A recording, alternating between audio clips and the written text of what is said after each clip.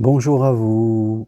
Dépasser la peur d'évoluer, la peur d'aller mieux, la peur d'aller vers sa propre lumière. C'est un peu ce que disait Nelson Mandela, l'être humain a peur de sa propre lumière. Alors on peut se poser cette question fondamentale. Pourquoi beaucoup de personnes ont peur d'aller mieux, ont peur d'aller vers ce qu'elles désirent? Par exemple, il y a des personnes qui souffrent de solitude, qui ont vraiment un désir profond de vivre à deux, mais qui s'empêchent de réaliser ce désir. Il y a d'autres personnes qui ont envie de quitter un travail ennuyeux, répétitif, et qui désirent se lancer dans une formation pour faire autre chose, mais qui s'empêchent de passer le pas.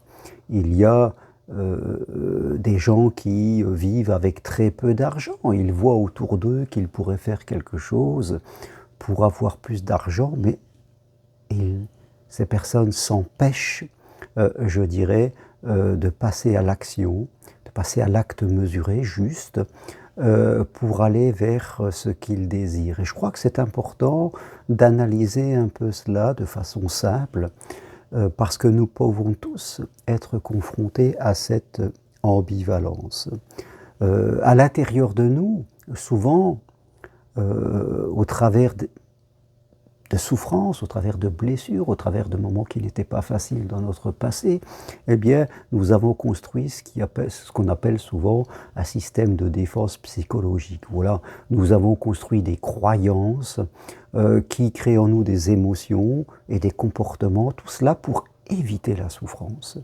Certains deviennent trop gentils, d'autres trop contrôlants, d'autres parfois trop travailleurs ou trop méfiants ou trop dirigeants, ils donnent des ordres. Voilà, on va développer des comportements pour éviter de revivre la souffrance qu'on a vécue à un certain moment.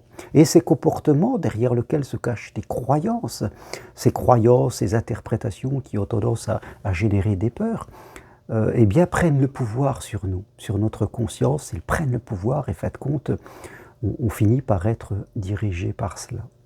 Et quand nous désirons à un moment évoluer, eh bien, il nous faut, pas à pas, tranquillement, regarder ce système de défense qui n'est plus à jour, qui, faites compte, est devenu une prison mentale, où notre santé mentale et notre santé corporelle a tendance à se ternir, à s'aggraver.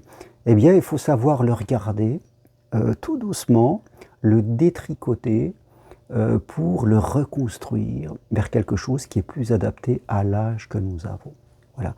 Souvent, voilà, les problèmes que nous avons eu dans le passé ne sont plus présents aujourd'hui, mais pourtant le système de défense perdure. C'est un peu ce qu'on racontait à la fin de la guerre, quand des gens disent après la guerre était finie, mais ils gardaient des réflexes très reptiliens parce que c'était dans leur inconscient de mettre de côté de la nourriture ou trop d'argent. On garde ces réflexes comportementaux dans notre inconscient, même si la situation qui nous avait fait souffrir par le passé n'existe peu aujourd'hui. Donc c'est vraiment une prise de conscience.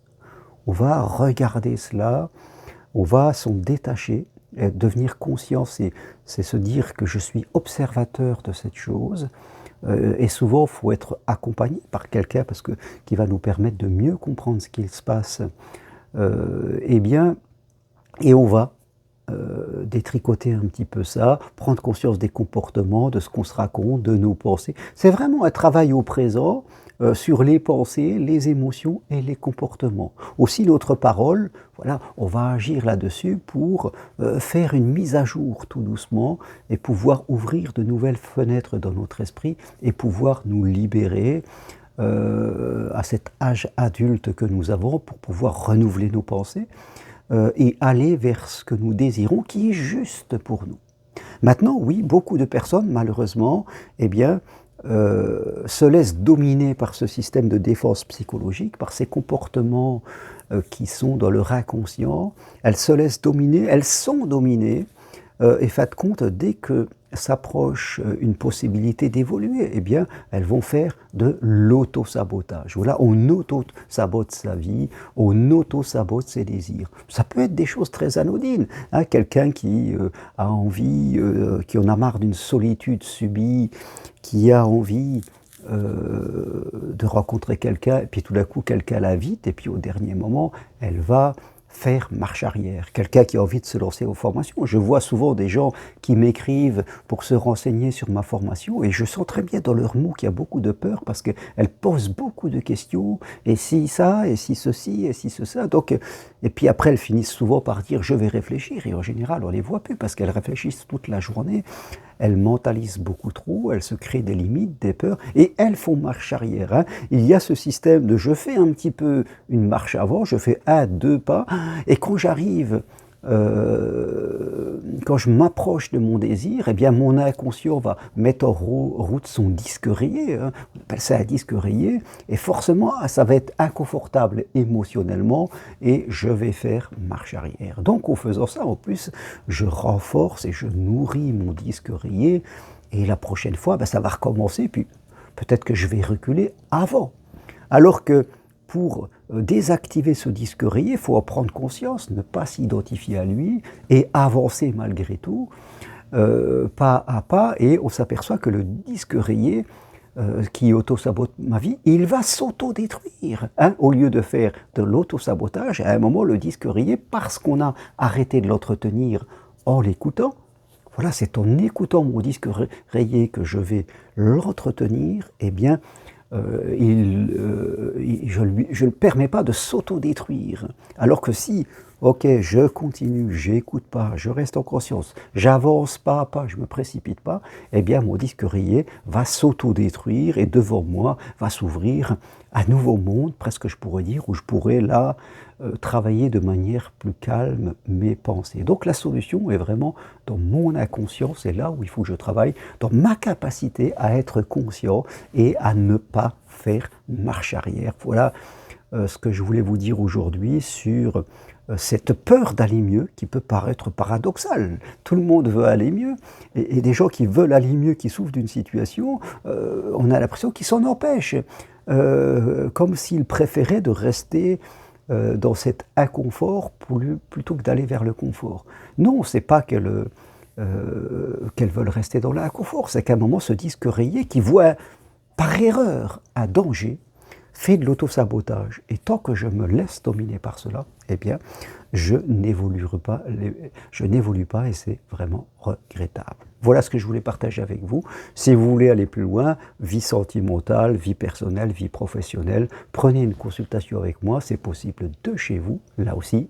Votre disque rayé peut se mettre en route, c'est-à-dire dépenser un peu d'argent et chercher à évoluer, ou là, allez vite, je vais aller dans mes livres et je vais faire tout seul, j'ai besoin de personne.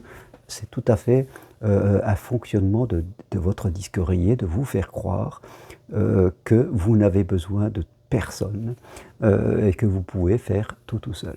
Voilà. Une consultation, venez marcher sur Compostelle avec moi fin juillet, ou devenez psychopraticien professionnel en suivant mon enseignement individuel possible en visio de chez vous. C'est un véritable coaching, un accompagnement vers la reconversion professionnelle.